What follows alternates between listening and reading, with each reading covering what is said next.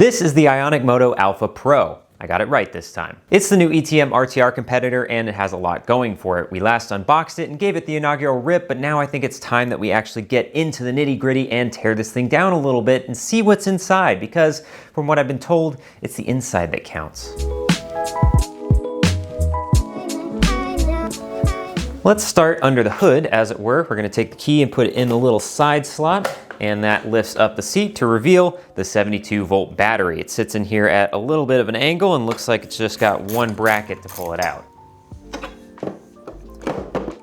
So this is the 72-volt, 25 amp hour battery out of the bike, the exact same capacity as the stock RTR. And the first thing that I noticed with this one right off the bat is on the top here, it labels clearly that the discharge current is 100 amps maximum. And I'm not sure what the equivalent would be for the Electro Co battery, although I think they use Samsung 50S cells, which would make me think that their max output is more like 125 or even 175 amps. So I'm really curious to know what kind of cells are in this battery. But I guess 100 amps is fine considering that that's what the stock controller is capable of. The only downside of that is you can't really upgrade the controller with just this battery. You're gonna have to get something a little more powerful. But let's remove some more plastics and see what that controller actually is, which I presume is a Far Driver ND72300.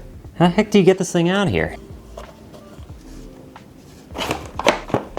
Come on, there you go. Yep, it's what I thought, Far Driver 72300. That means I can plug in one of these little guys and see what that actual tune is, maybe even make some changes, but we'll get into that later. Speaking of later, I'm from the future to let you know that Ionic Moto has a Black Friday sale with the Alpha Pro. Use my code LexDFoxBF for 125 bucks off plus a free gift. But if you're watching this later and missed out on that deal, no worries, LexDFox50 gets you 50 bucks off. Back to the teardown, see you in like 10 minutes. Might as well keep stripping away some plastic and actually see what that motor is. Okay, how the heck do you get this thing off? Is it bolted in? Nope, I just need some leverage. There we go. That is a big old motor. It's direct drive, and looking around this thing, there's no specific indicators as far as I can see as to what type of motor this actually is. Just going based on the looks though, it looks like it's a QS motor, maybe a QS 138. I don't know, maybe we'll look at the tune and get some clues from that. Since we've gone this far, might as well just peel off all the other plastics so we can get a better look at the frame. That's one way to get rid of it.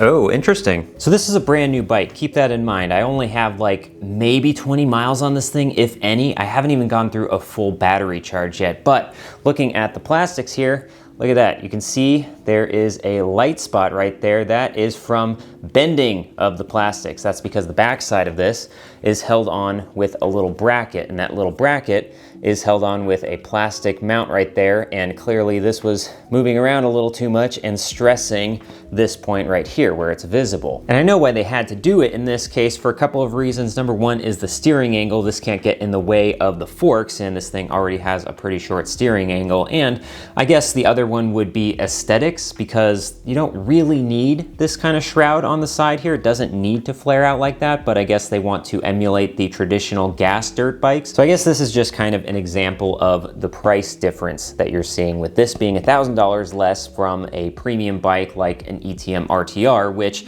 looking at those shrouds, it is designed to clamp directly to the frame without having to do this kind of bracketry where there's a lot of leverage at a point like this where it's going to stress out the plastics. Anyway, let's get the rest of those plastics off. Ah! Now that we got the plastics all stripped away, we can see this thing in its skeletal form, the bare frame. And this is where I think the comparability between the Alpha Pro and the RTR broke down a little bit, at least in my first impressions and ride of the Alpha Pro. I think that's primarily where the $1,000 difference is coming in the price tag, besides the plastics of course, in the frame itself. Because I really like the RTR's frame. I think that's where most of the money goes when purchasing that, and it shows. That frame is a tubular frame, and it's built really well, and it feels strong. This one, on the other hand, is primarily box frame, and it feels okay. It's not terrible. The welds look good. I'm not a welder though, so don't take my word for it. Just take a look at this. If you're a welder, tell me otherwise, but there are a few points here where I could see that the rigidity and the structure might not be 100%, like in certain places where there's plate welded up against tube, and I can see where there might be that flexibility that I was feeling when I rode this thing out on the trails. And this flex that I mentioned is mostly found here in the subframe. Another thing that I noticed as I was stripping this thing down is that the under tray of this subframe right here is metal. And it makes me wonder, is that for rigidity purposes or for premium-inity purposes? That's a word now. But now a few other things to point out now that we're down to the bare bones, because several of you had some very specific questions. As mentioned previously, this comes with a really nice thick 420 chain, and a long one at that. I counted the links here, and I hope I counted them right, but I got 124 links, which seems incredibly long, but I guess that makes sense because the rear sprocket is pretty big for this bike. Specifically, the gearing here is 13 tooth in the front and 60 tooth in the rear. And another thing that I noticed with the mounting of the front sprocket is that this takes the spline, I think, of the Honda Grom, which would be fun because I have a lot of 420 sprockets laying around with different gearing sizes, so we could play with gearing on this thing. The front of this bike also does have the same forks as the RTR. I know there was a lot of confusion with that, so my assumption is that the smaller 48 volt versions of these bikes, that being the Valtinzu EM5, the Yosma IN10, and the Alpha Mini, must all have the smaller 39-42 millimeter forks that you would see on the Tudio or the Moto Tech. But the Alpha Pro here has the larger 45-48 millimeter forks, and judging by the lack of compression and rebound adjustments on either side of this thing, I would suspect that these forks here are the exact same ones that you would find on the RTR Lite. Now for some fixes. There was a few things that I noticed in my first ride of this that can be improved and fixed easily. First fix is going to be the mud flap. So if I actually take this and put it back into the bike, where it's supposed to be mounted to the frame, you can see that the mud guard here is pretty big, pretty long, and very floppy. So the issue that I found with this when I was riding it around is that when you compress the suspension and the rear tire comes up, it actually makes contact with the very bottom of that and creates noise. So I think the easiest fix for this is going to be to simply cut a hole in that big enough that I can actually mount it to the bottom of the shock. That way it's tucked in between the shock and the shock mount and never makes contact with the tire ever again. That'll work. Next up are the brakes. I mentioned that these ones have some pretty nice, although be it a little cheaper, beefy, proper dirt bike style brakes. But in my case, the front is just a little too spongy. You can see that in the squeeze right here, just how close it gets to the grip to get full compression compared to the rear here, which actually feels really, really good. It probably just has some air in the lines, but it's easy enough to top it up and bleed the front brake. Well, that took a lot more bleeding than I anticipated and a lot more pumping. It does feel better though, although that said, when you're fully compressing the brakes, there's still that little bit of give, that little bit of sponge to it. So I think that these parts have just been sitting on a shelf for way too long and some of the internal components of this have worn out. Another reason why I think that is because when you look at the brake fluid that I pulled out of this thing, that's the color it was. And I don't know if the camera's gonna be able to pick this up or not, but there are little bits floating in this thing. So not the greatest. But at the very least, I was able to flush everything out of this. So now it has fresh, clear brake fluid so that it feels just at least a little bit better before I have to go finding a rebuild kit for this thing. Anyway, moving on. I also have a Chubb.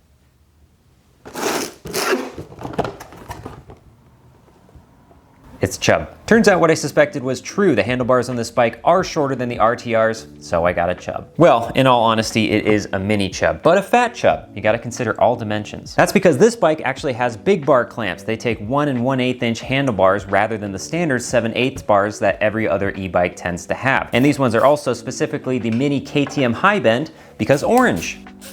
That is much better, and since I was replacing the bars, I went ahead and replaced the grips because the stock ones, I don't like them. I hate waffle grips, particularly half waffles, so pillow tops for the win. Thanks to my Chubb, it's nice and long.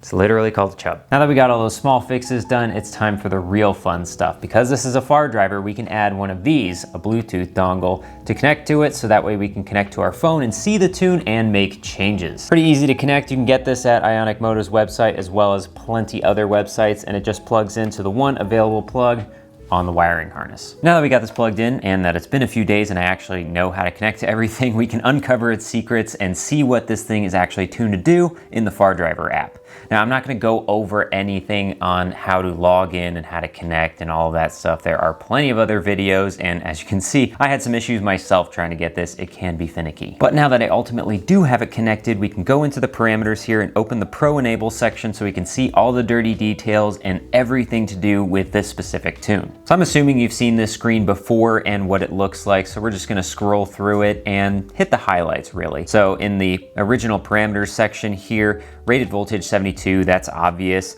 Although rated power is set at 2000 watts, which is a little weird considering that this is rated at 6500 watts on the website. Then the two most important in this section is the max line current and the max phase current. And we know that the battery is capable of 100 amps, and now we can see that this is actually tuned down a little bit from that with 90 amps. So that means right off the bat, I can just change this from 90 to 100 and instantly get this thing up to 7.2 kilowatts. That's pretty powerful. Nothing else here really of note. I mean, temp sensor and pole pairs, I might be able to identify the motor with that, but I'm not exactly sure. If you know or suspect which motor this is, let me know. Then we go down to ratios and speed, which is your field weakening. And this is interesting because I don't think I've seen a setup like this before where it kicks off almost immediately. Starting at 1500 RPMs, you finally see a percentage that's less than 100. It tends to hit a really hard acceleration and then tapers off, so maybe this has something to do with that. Then beyond that, there's not too much else to highlight. I mean, display and protection stuff, that's really not going to be something that I'm gonna be messing with all too much. Most of that is just there, that's set in stone given what's connected to everything. But if I scroll up here and give you a slow scroll so you can take a look at everything in here, I'm curious, for those of you that know about far driver tuning or experts and could give some insights, what do you think of this tune? What would you change? What should I change? Let me know in the comments because I'm really curious to see what people would want to do with this to get some extra power out of this thing just out of the box, because all it really took is just a little Bluetooth dongle. I know one thing for sure that I would do, which I'm just gonna, yeah, I think that's necessary. You know, looking back throughout this video, it seems I've been a little harsh on this bike and the cheapness and all the fixes that I've had to make to this thing basically right away. But keep in mind that while this is being compared to an RTR, it's doing so at 2/3 the price. So of course, I'm gonna expect some cheap things to be slapped on it. Maybe comparing this bike to something on the other end of the spectrum, something really cheap like a 48-volt Moto Tech, puts it in better perspective. While this bike is $1,200 more than that, basically double, this thing has 4 times the power. That sounds like a deal to me. Speaking of deal, Ionic Moto now has a Black Friday sale on this very bike. So if you use my code LexDFoxBF, that'll get you $125 off plus a free gift. It's Black Friday, so it's a limited time, obviously, but if you miss that opportunity, don't worry. I have another code, LexDFox50, that'll get you $50 off. And I forgot to mention that earlier in the video. Thankfully, editing is like a time machine. Now we know